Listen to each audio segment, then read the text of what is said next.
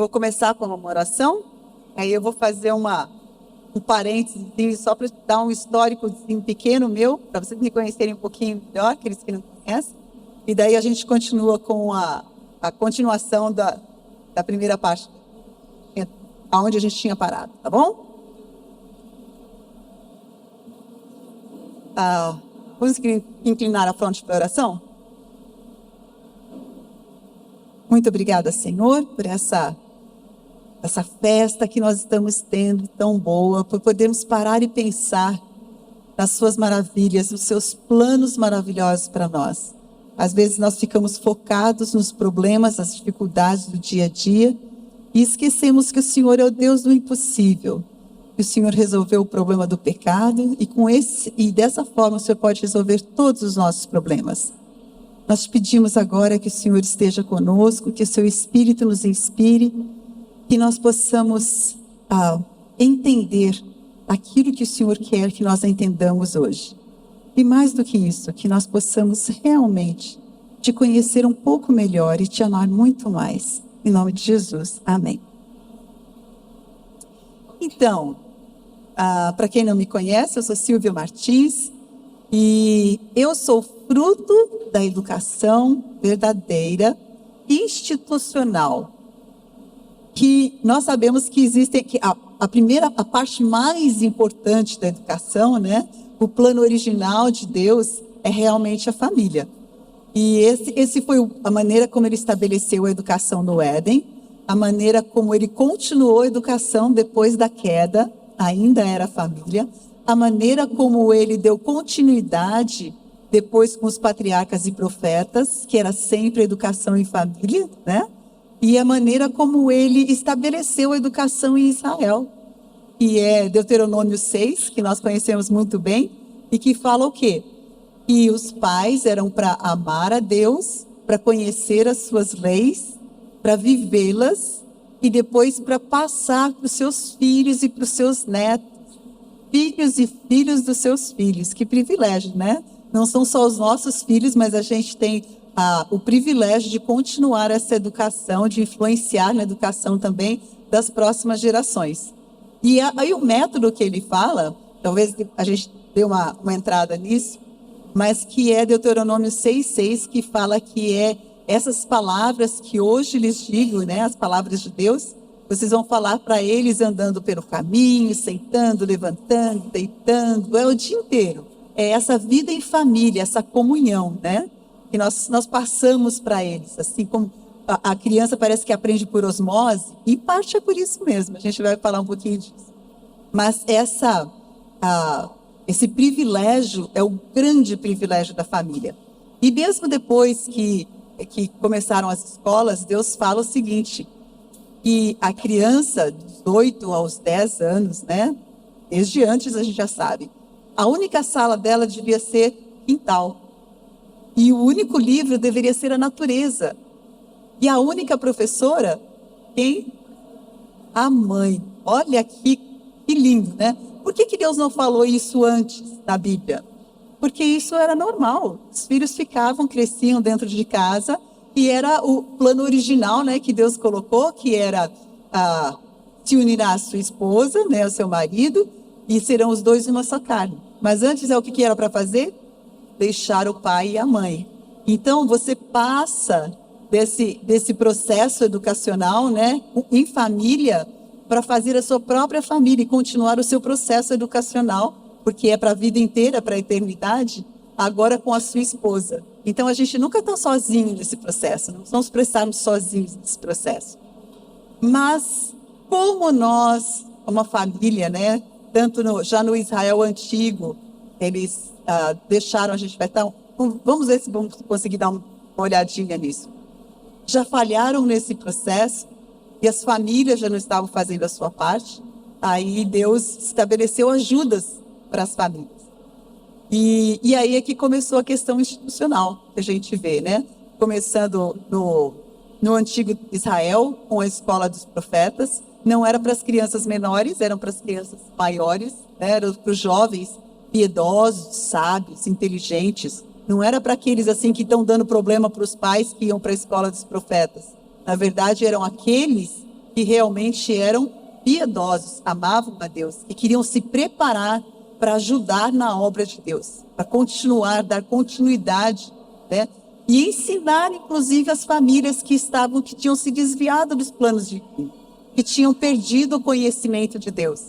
Então, esse era o plano de Deus, que se tornou da família, quando a família já não estava funcionando, as famílias que não estavam, né? Deus estabeleceu com os jovens de boas famílias esse plano divino da escola dos profetas. E depois disso, aí a gente vai ver só a escola de crianças aparecendo no tempo de Israel, mas de uma forma que não era exatamente a melhor, né? Que essa escola, Jesus não as procurou, que era a escola dos rabinos. Mas nós sabemos que isso daí vocês talvez venham a ter a oportunidade de ouvir com o Tony Christian, que está falando sobre o plano de Deus para as escolas, mas a parte institucionalizada, né, da verdadeira educação, daquelas escolas feitas segundo o plano divino. E se vocês não tiverem a oportunidade de ouvir o seminário dele, principalmente, são 2 seminários. Ele vai estar gravado. Sugiro que vocês vejam também a história da educação com a parte institucionalizada. E agora sim o meu testemunho um pouquinho, tá bom, para vocês? Eu nasci num lar não adventista e minha mãe tinha estudado na escola adventista, mas depois ela saiu não quis saber dessa área, né? Conheceu meu pai. Meu pai não era adventista, meu pai era católico. E aí eles se casaram e a minha avó, que era adventista, ficou muito aborrecida que a minha mãe estava namorando com ele, muito chateada, e não foi no casamento, e não queria que ele se casasse, e a gente entende por quê, né? Mas ele... musiquinha, um barulhinho tão pequenininho, né? Mas ela casou, me tiveram a mim, né? E quando chegou a hora de ir para a escola, eles me colocaram num colégio de freiras. E nesse colégio de freira tudo era muito organizado, tudo era muito limpinho, tudo era muito bonito, né? O método Montessori, que é um método mais lúdico para as crianças. E indo nessa escola, eu fiquei tão encantada, olha só, né? A impressão que faz a ordem, a beleza. Eu fiquei tão encantada com tudo aquilo e elas eram muito calmas. Eu falei, gente, eu quero ser freira. Eu gostei muito disso. Imagina, eu quero viver num ambiente assim. E eu quero trabalhar com crianças. Eu quero ser freira. Então, ali, com 6 aninhos, eu estava na pré-escola. Eu fiz a minha decisão que eu queria ser freira na minha vida. Mas Deus falou, não, esse não é o meu plano para você, minha filha. Nós vamos dar um jeitinho nisso daí. E aí, por uma série de eventos, né, mesmo a questão financeira, que foi que eles foram cobrando mais e mais e mais e mais, meus pais resolveram que iam me tirar da escola de freira. Ufa, livrei, né? Mas daí eles me colocaram numa escola pública. E nessa escola pública, a professora ficava conversando com as amigas, ficava fumando do lado de fora da classe, não ensinava as coisas que eram para ensinar. E acabou que a minha mãe ficou muito indignada com essa história. E a gota d'água foi quando a gente estava assistindo o pessoal pulando carnaval, olha só, né? Tá em casa. E a gente viu a minha professora pulando carnaval, com as roupas assim bem, né, características. E numa boa lá, minha mãe olhou e falou assim, essa é a professora da minha filha, além de não estar ensinando nada na escola, olha o que ela está vivendo, o que ela está ensinando. Aí, maio, gente, era maio, e vai achar lugar em alguma escola. Aí, onde que nós vamos colocar? Na escola católica não dá, na escola pública não dá, o que sobrou? A minha mãe falou assim, olha, eu estudei na escola adventista, ela era muito boa. Meu pai falou, barbaridade, escola adventista, vão ensinar religião. Imagina a escola adventista não ensinar religião, não tem problema. Eles não falam nada de religião. Ela não era adventista, ela não estava preocupada com a verdade, né? E assim, todos os dias nós tínhamos educação religiosa Meu pai falou assim, então, garantido, né? Garantido. Ela foi lá, me colocou como sendo adventista para garantir que nenhum pastor aparecia lá em casa para dar estudo bíblico, oferecer estudo bíblico, e comprava os livros de religião à parte, né? E escondia, encapava tudo para o meu pai nem ver o que era. Então, olha só, né? Até o que Deus permite e usa. E assim, ela foi em várias escolas adventistas, ninguém tinha mais vaga, porque era maio. E, finalmente, ela falou assim, eu vou tentar no UNASP, porque no UNASP ela conhecia a diretora da escola lá. Aí ela foi no UNASP e realmente não tinha vaga.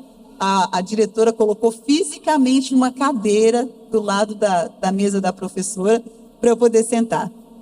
E assim, eu olho para trás e vejo. Naquele tempo, as escolas eram escolas de igreja. Não sei se vocês se lembram ou sabem disso. Cada igreja, no plano divino, tinha a sua escola, ou 2, 3 igrejas tinham uma escola. Eram escolas pequenas, de fundo de igreja, não tinha pátios grandes e nada disso, mas os pais estavam envolvidos com a educação dos filhos. Se tinha um professor que tivesse algum problema, os pais estavam de olho, eles mesmos já falavam com a associação para tirar o professor, para substituir. Então, esse plano divino era como uma família pequena. Então, o plano de Deus para a educação continuava sendo família, mesmo quando era institucionalizada dentro desse plano de escola de igreja. Mas não tinha vaga em nenhuma dessas escolas, e aí eu fui para o UNASP Campus 1. Na verdade, o UNASP mudou no meu tempo. Isso só para vocês terem uma ideia de quão antiga que eu sou, né? Mas era IAE. Isso, era o IAE. Demorou para eu conseguir mudar de nome, né? Mas, então eu fui para o UNASP. E qual foi a vantagem? Por que Deus me chamou para o UNASP? Por uma coisa muito interessante. Porque o meu processo de conversão se completou assim que eu tomei a decisão, quando eu tinha 14 anos. Se eu tivesse ido para a escola da igreja, eu teria ficado até a 4ª série. Depois, provavelmente, de lá, eu iria para uma escola pública ou uma outra escola. Então, Deus me deixou, e assim, até a 4ª série, e eu tive o privilégio, porque o UNASP era a escola de Deus, que Deus planejou. E qual que é esse planejamento? Eram escolas, as classes não eram muito grandes, e as escolas eram para servir os filhos da igreja. Por que os filhos da igreja? Para que eles não tivessem o desprivilégio que eu tive de ir para a escola pública. Para que ali eles conhecessem, tivessem uma educação verdadeira. O que é educação verdadeira? Cuja fonte do conhecimento é o próprio Deus, que é verdade. E eu, estudando as obras de Deus, conhecendo a natureza conhecendo a Deus também através da natureza. Então, nesse plano maravilhoso, os meus amigos eram todos adventistas. Acho que tínhamos 2 ou 3 peixes fora d'água, que éramos nós, né, não adventistas. E assim, esse trabalho é um trabalho lindo, porque os próprios alunos, eles estão fazendo trabalho missionário, mesmo sem saber. Eu me lembro um dia de um amigo que, assim, eu tenho no coração até hoje, Tanel Ferraz. E ele virou para mim na carteira e falou assim, você precisa vir na nossa igreja, porque aí a gente se encontra no sábado também. 2ª série. E essa sensação de pertencer, né? E a gente tinha a liguinha, olha só, isso é coisa bem antiga. Era o JAzinho, né? Toda sexta-feira, depois do recreio, a gente tinha essa programação, que a gente falava versinhos, que contava histórias bíblicas, os alunos mesmo participavam, né? E eu fui tendo esse gosto de igreja, esse gosto de comunhão, esse gosto de participar. E eu fui aprendendo os princípios divinos, em todos os aspectos. A gente não podia usar joias, a gente não usar nenhuma pintura. A gente que costumava andar de calça comprida, né? A gente só usava saia. E assim, a gente fala assim, nossa, mas, né? A minha mãe não podia entrar no portão do colégio quando ela estava de calça comprida. Eles falavam, não, as regras são diferentes. Né? Então, e o que acontecia? Todo mundo que colocava os filhos lá, mesmo nós não adventistas, né? A gente compreendia que aquela era uma escola cristã que ensinava a mensagem adventista, né, que ensina a mensagem bíblica adventista, e que nós precisávamos nos conformar aos princípios que a igreja tinha. E nós nos conformávamos. E não só nós nos conformávamos, como nós passávamos a apreciar. Então, eu aprendi a usar saia, a gostar de usar saia. Eu tirei o brinco que a minha mãe tinha posto na minha orelha, que furou a minha orelha quando eu era bebê. Eu tive que tirar o brinco para ir para a escola. Então, quando foi chegando naquela idade de adolescência, né, eu não tive problema quando eu aprendi sobre as joias. Eu sabia que não era o plano de vida, a simplicidade era melhor. Quando eu fui aprendendo com a questão de vestimenta, eu não tive problema, era assim que eu me vestia. A alimentação que nós tínhamos lá era a alimentação que eu aprendi a gostar, aprendi a comer. Então, cada aspecto dos princípios que Deus nos deu, a escola estava vivendo. As músicas, né, que a gente ouvia eram músicas divinas, verdadeiramente divinas. E isso que a minha mãe estava lá firme ouvindo Roberto Carlos. No domingo de manhã era a Jovem Guarda, olha do meu tempo, hein? Eu era criança, minha mãe estava lá ouvindo a Jovem Guarda e eu estava lá. Quero que tudo mais vá para não sei aonde, né? Então aquelas músicas, e eu cresci com isso. Isso. Então eu cresci com tudo isso, nessa dualidade. Eu cresci dentro da minha casa sem conhecer a Deus. Eu lembro que quando eu fui para a escola adventista, a única história que eu sabia era a história de Ló, que a minha mãe tinha me contado um dia para mostrar que a gente nunca é para escolher as coisas melhores para a gente, porque Ló pegou a fruta melhor para ele, né? Pegou um pedaço de cidade melhor para ele. Era a única história que eu conhecia, não conhecia criação, não conhecia nada. Então, eu era assim, completamente não religiosa. Tinha o privilégio que a minha mãe, embora meus pais fossem pobres, a gente morava num quarto e cozinha.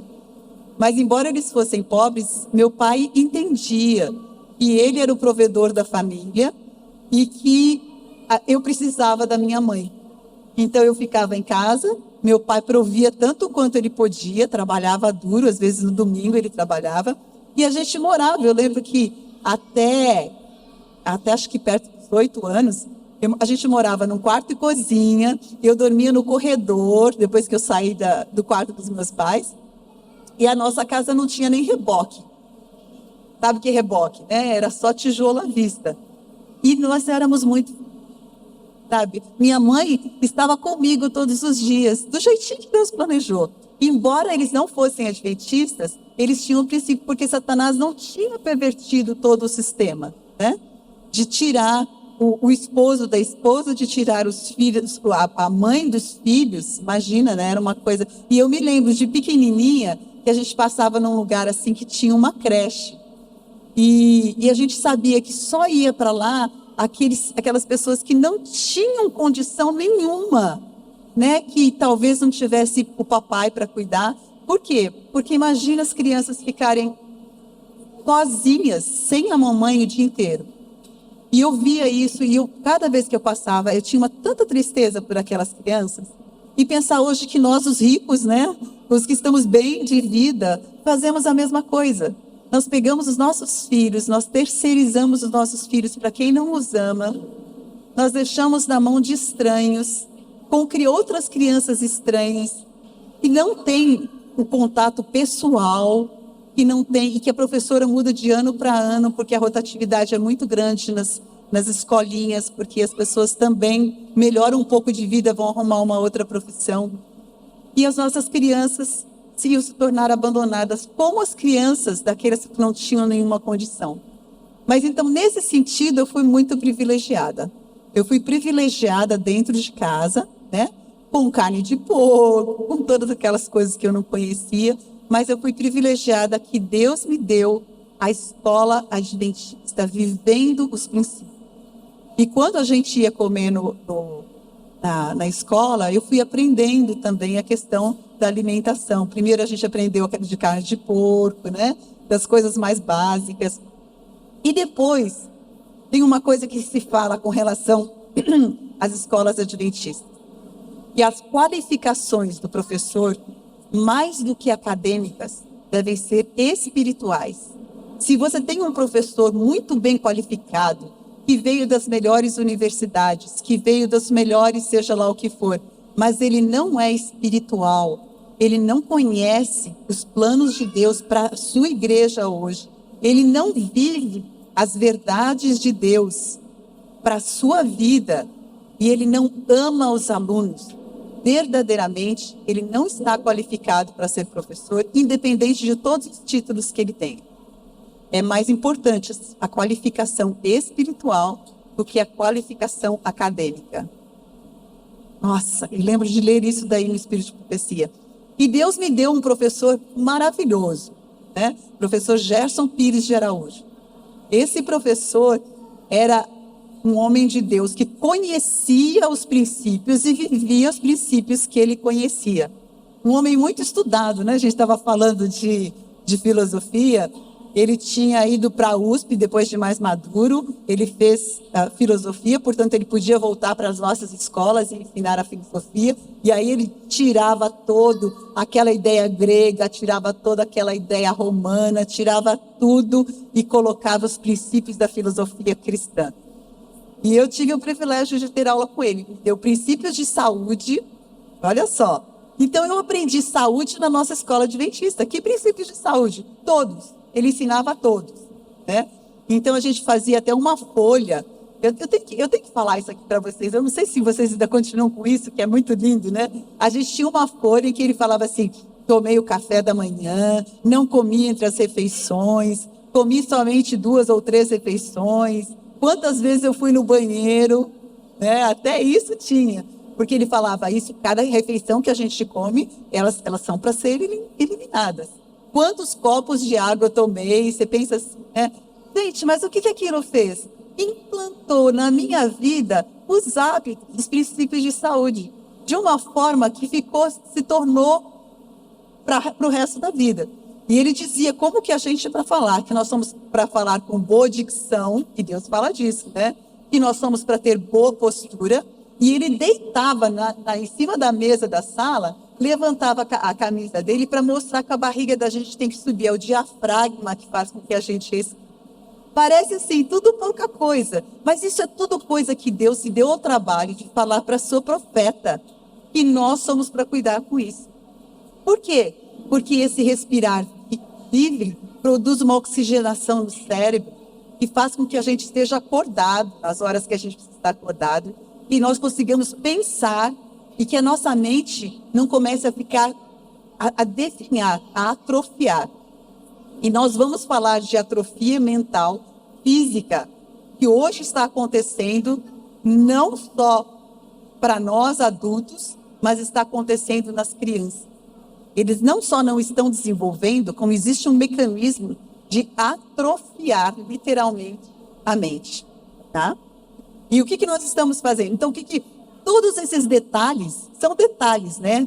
Não, não são, porque tudo que Deus fez é essencial. Não tem nada que Deus tenha feito que não é essencial. Não tem nada que Deus tenha falado na sua palavra que não seja essencial. Lembra que nós estamos falando? E fez a tarde, amanhã, o primeiro dia. Essencial. A gente não sabia, mas é essencial. E se nós tivermos fé, é por isso que o justo terá pela fé. É por isso que a salvação é pela fé. Porque se nós confiarmos em cada palavra que sai da boca de Deus, nós seremos protegidos de coisas que nós não temos nem ideia. Nem ideia. Olha só meu filho, ele estudou numa escola pública nos Estados Unidos. Deus dirigiu para que ele fizesse engenharia nessa escola. E nessa escola, nunca ninguém ofereceu droga para mim.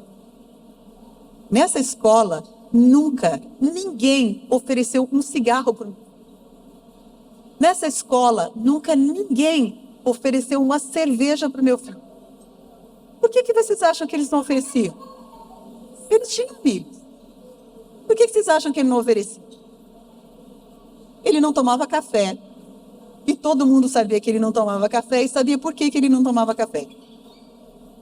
Ele não comia entre as refeições, ele levava a marmitinha dele, quando chegava na hora de comer, eles comiam juntos, ele abria a marmitinha dele, o pessoal via o que tinha, o pessoal perguntava, ele respondia, o pessoal falava do povo, dos filmes, ele não sabia quem que era. Não, mas o ator daquele filme, não, eu não assisto filmes.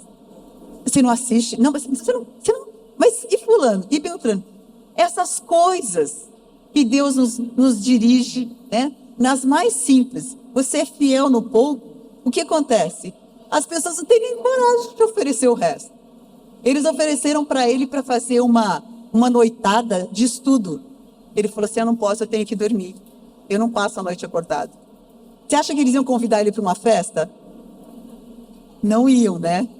Então, cada coisa que Deus nos fala, na educação dos nossos filhos, na nossa própria educação, cada coisa que Deus fala está desenvolvendo a nossa mente, desenvolvendo o nosso corpo, desenvolvendo o nosso espírito e nos fazendo mais semelhantes a Daniel.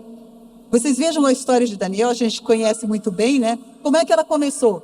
Uma coisa simples, mas é uma pressão enorme para ele transgredir aquela coisa simples. A educação de Daniel, ele não ficou fiel na Babilônia. A educação de Daniel começou muito antes no seu lar, com os seus pais. E Daniel, a gente sabe que ele foi um dos, com os seus amigos, né? Muitos jovens que foram trazidos para lá. E onde estão todos os outros? Eles não conheciam? Mas era assim, vamos colocar, né, numa balança de importância. Você pode comer essa comida que é saudável para você, ou você pode não comer essa comida e morrer. Quando a gente pensa nessa escala moral, o que é mais importante? É a vida ou é a comida? Se ele largasse o plano divino em termos alimentares, ele ia perder a vida. Se ele perdesse a vida, ele estava tendo saúde? O plano alimentar não era para questão de saúde? Não é interessante? Nós temos esses dilemas hoje em dia. Qual que é mais importante na escala moral para que a gente saiba o que a gente vai fazer? É tudo relativo, né? Não, para Deus tudo é absoluto. O que é absoluto? É absoluto, as coisas que ele se deu ao trabalho de nos ensinar são absolutas. É pecado? Pode não ser pecado, mas ela pode abrir ou fechar portas. E pode nos ajudar a ficar mais confiantes ou menos confiantes em Deus.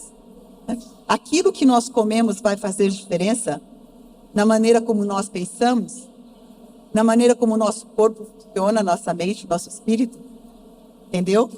E assim foi que eu aprendi todos esses detalhes dentro da escola adventista. E eu tenho uma gratidão enorme. E assim, quando era para me pediram para falar aqui, eu pensei, gente, que privilégio, né? Dentro da escola adventista, onde eu aprendi através da educação verdadeira, da vivência verdadeira dos princípios, de professores realmente cristãos, eu aprendi todos os princípios. E depois eu só fui me aprofundando. Aprendi que o espírito de profecia é a palavra de Deus. E que essa palavra é tão inspirada quanto a Bíblia que ele deixou. Ela só é específica para o nosso tempo. Agora, deixa eu só fazer um parêntesezinho aqui, né? O café, por exemplo. Eu li um estudo que eu achei muito interessante do café. Deus se deu o trabalho de falar para a gente não tomar o café. Assim como ele se deu o trabalho de falar para a gente não comer da árvore do bem e do mal. Mas o café não tem problema, né? Ainda mais hoje que o café é descafeinado, tem problema. Horas. Eles fizeram um teste, pessoal que não é adventista, tá? Não sei por que foram ter essa ideia. Fizeram um teste com a história do café. E o que eles fizeram? Eles pegaram suco de laranja e colocaram cafeína ali dentro. Aí eles pegaram para os alunos e foram discutir questões morais. Questões morais, questões políticas, coisas que são assim bem... que o pessoal fica ou de um lado ou do outro, sabe como que é? Aí eles foram, discutiram e o pessoal estava firme nas suas próprias decisões, na sua própria maneira de pensar. Aí eles deram suco de laranja para eles. Para a metade, suco de laranja com cafeína. Para a outra metade, suco de laranja puro, sem cafeína. Depois disso, depois do intervalo, isso foi no intervalo, né? Aí eles voltaram e começaram a discutir de novo. Olha só o que aconteceu. as pessoas que tomavam suco de laranja com cafeína passaram a mudar de ideia. Eles perderam a firmeza moral e a firmeza de princípio deles. Os outros se mantiveram firmes. E a quantidade não precisa ser grande. O café descafeinado, por exemplo, ainda tem cafeína. Então, nós somos muito racionais, a gente procura racionalizar as coisas, né? Mas nós temos que ser pessoas. Deus fala, vinde e arrazoemos. Mas ele também fala, toda palavra que sai da boca de Deus.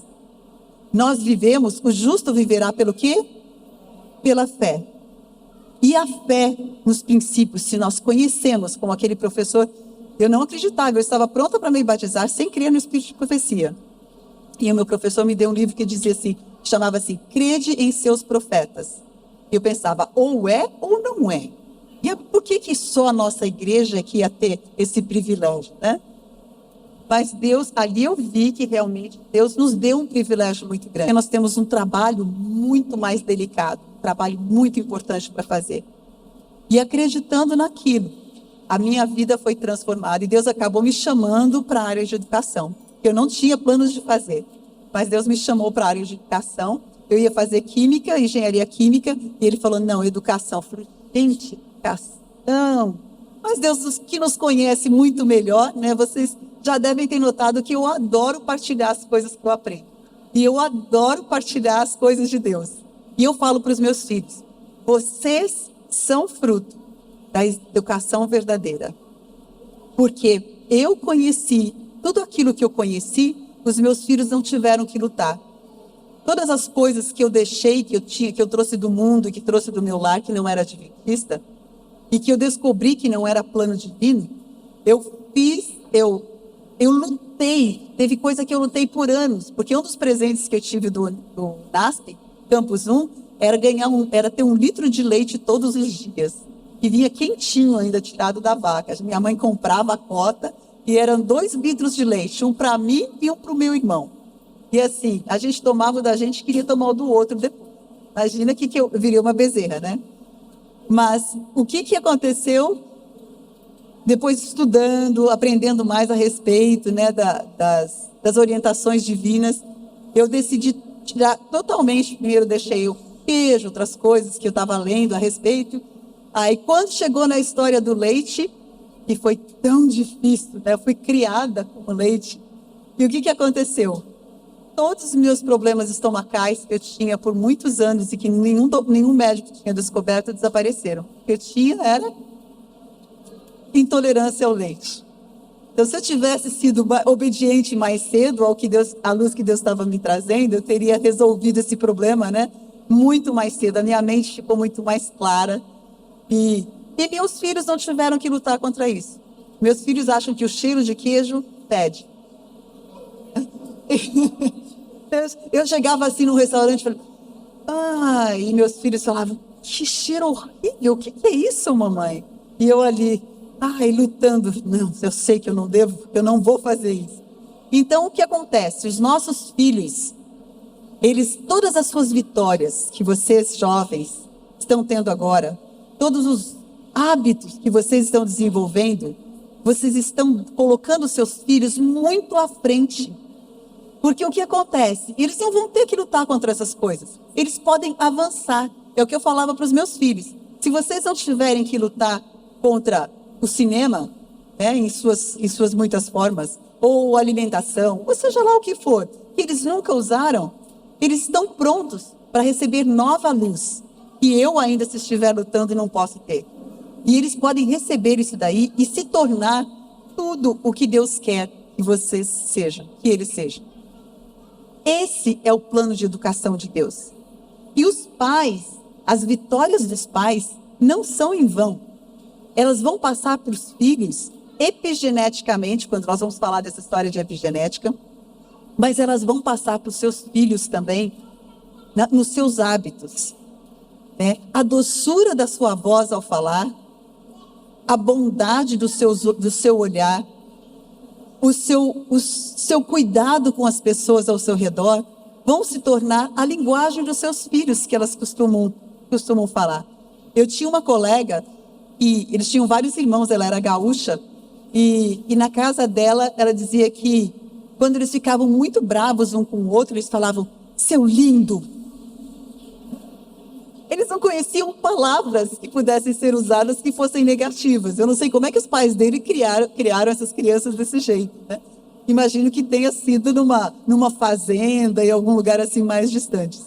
Mas esse é o plano divino, que os nossos filhos não ouçam nada desse tipo de coisa, que não ouçam uma palavra áspera, que aprendam a se relacionar com seu esposo, com a sua esposa, de uma maneira muito melhor, porque você já teve essa vitória, porque você já conseguiu essas questões.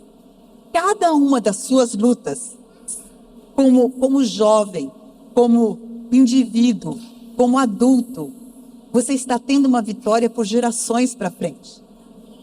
Esse nosso esforço, que é um esforço terrível, miserável, porque os nossos hábitos são ruins, né? Eu olho para trás e vejo, assim, muitos defeitos, muitas coisas que eu gostaria de ter feito diferente, né? Gostaria que a minha paciência fosse muito maior, muito melhor, mas Deus também coloca os opostos juntos, né? Então, Deus deu para os meus filhos, assim, um exemplo muito bom de paciência no meu esposo também. Então, o meu era assim, né? Aquela paciência trabalhada, aquela paciência que você não fala, mas você sente, né? E os filhos, então, sentem exatamente aquilo, porque a minha filha chegava para mim e falava assim, mamãe, por que você está irritada? Filhinha, por que você acha que a mamãe está irritada? Né? Falando com a voz mais doce possível. Eu estou vendo, mamãe. Ai, que tristeza, não dá para esconder, né? Temos que...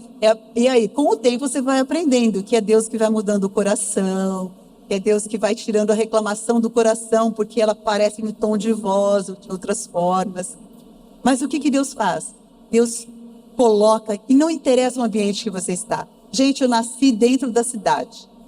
Eu nasci assim, naquela estrada de Tapsirica, com o carro passando para cima e para baixo. A minha mãe mora lá ainda. É uma loucura só de visitar a minha mãe. O barulho dos carros, o cheiro de poluição. Eu fui contaminada, intoxicada com tudo aquilo. Mas apesar de tudo isso, Deus me deu uma fazenda para morar, para crescer, que era o UNASP.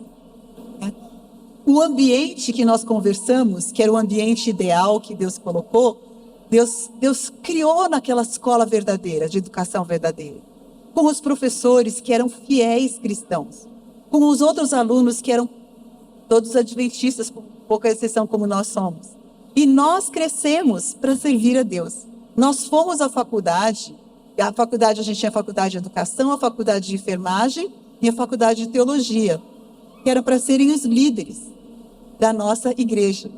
Então, os nossos colegas, que a gente conhecia, todos os colegas eram pastores, né? E aqueles pastores fiéis, que iam duro, que trabalhavam duro. E as meninas aprendiam como é que falam? A curar através da enfermagem, ou como nós, que passávamos a ser as professoras das escolinhas de igreja, porque precisava de todas as igrejas tinham escolas, e precisava de muitos professores. E nós íamos para fazer esse trabalho. Eu saí de lá e fui para onde? Fui para Tocantins. Alguém aqui é de Tocantins? Ah, meu querido, tá vendo? Nós temos tanta coisa em comum. Palmas. Eu trabalhava em Araguaína. Naquele tempo não era Tocantins, né? É Goiás. Então, e eu fui trabalhar lá, era 1.000 e tantos quilômetros que eu ia. E assim, sozinha, solitária. Mas o quê?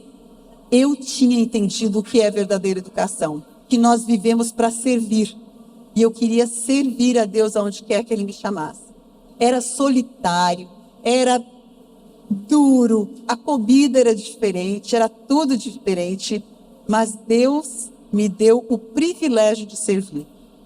E eu vi as crianças buscando a Deus, e eu fui buscar cada pai de aluno para que as crianças não estudassem em escolas particulares, em escolas públicas, porque eu sabia o valor da educação adventista, da verdadeira educação adventista.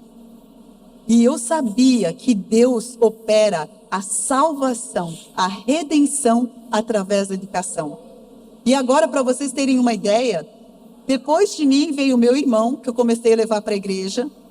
Depois disso, a minha mãe se entregou a Deus com aquele livro Crede em Seus Profetas. A minha mãe E o meu pai, que era tão resistente, o meu pai veio para a igreja.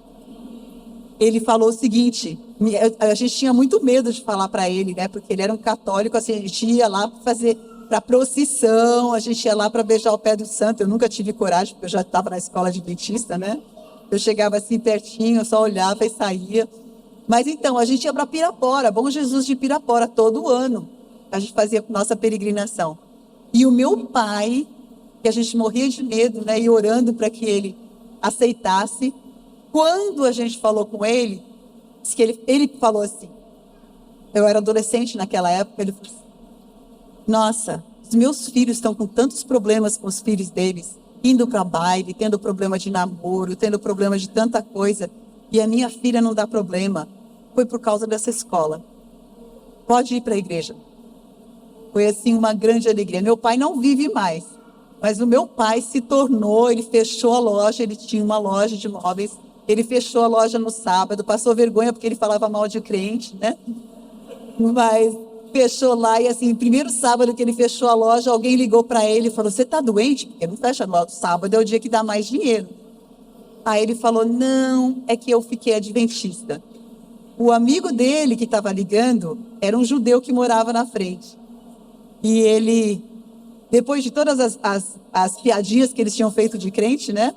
O meu pai falou isso para ele, assim, já esperando. Ele falou assim, Fernandes, você que está certo. É uma vergonha. Eu devia estar guardando o sábado e você está guardando o sábado. Deus fez esse trabalho. Meu pai não está conosco, mas o meu pai se tornou comportor. E ele foi de porta em porta, levando a mensagem. Isso, por quê? Porque quando nós vivemos a educação adventista, seja como for que nós vivamos, no nosso lar, que é o ideal de Deus, ou nas nossas pequenas escolas, vivendo como família, mas que nós vivamos os princípios, ensinemos os princípios para os nossos filhos, não vai mudar só a vida deles. Mudou a minha vida, mudou a vida do meu pai, a vida do meu irmão, a vida da minha mãe que tinha rejeitado. Mudou a vida dos meus filhos que tiveram o privilégio de ter uma educação ainda melhor do que a educação que eu tive. E dos filhos dos meus filhos que vão conhecer isso se o tempo não terminar. E de todas as pessoas que os meus filhos vão tocar. Gente, o que vocês estão aprendendo, o que vocês estão vivendo, cada coisa que vocês estão colocando em prática é um ministério. Cada coisa que vocês estão vivendo e vocês estão praticando é um serviço para Deus.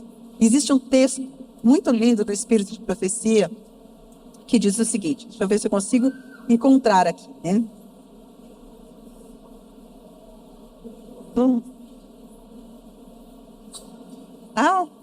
Deu problema aqui.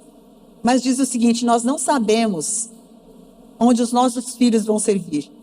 E como jovens, nós não sabemos também aonde nós vamos servir. Quando nós entramos para uma faculdade, seja o que for, né? Porque Deus quer que nós desenvolvemos as nossas capacidades, quer seja na faculdade, quer seja com uma profissão que seja uma profissão mais técnica, seja o que for, porque Deus, se nós aprendermos a ouvir a voz de Deus, e é isso o mais importante. Na escola dos profetas, eles aprendiam a palavra de Deus, aprendiam através da natureza de Deus, eles aprendiam através de cânticos de louvor, de poesia. A gente pode até conversar sobre poesia, que era muito importante. E eles aprendiam a história do povo de Deus, e eles aprendiam a trabalhar duro, e eles aprendiam a orar, a ouvir a voz de Deus e a como falar com Deus, para que essa conexão fosse uma conexão pessoal. E se nós temos essa conexão, Deus vai falar para cada um de vocês qual é o trabalho da sua vida. E Deus vai dirigir os seus filhos para o trabalho da vida deles. Deus me tirou de uma rota que eu estava indo completamente contrária e que eu amava, que era química. E Deus me colocou numa rota que eu jamais imaginava. E depois, como Deus tinha me chamado para ser professora, e eu sabia disso, porque Ele falou claramente, eu decidi que eu nunca ia ter filhos, porque eu sabia que filhos eu não ia terceirizar, que a responsabilidade era muito grande. E por causa disso, eu pensei, ou eu vou ter 2 filhos ou 3 filhos, ou eu vou ensinar 20 a 30 crianças a cada ano. 30 crianças em 10 anos são 300. Né?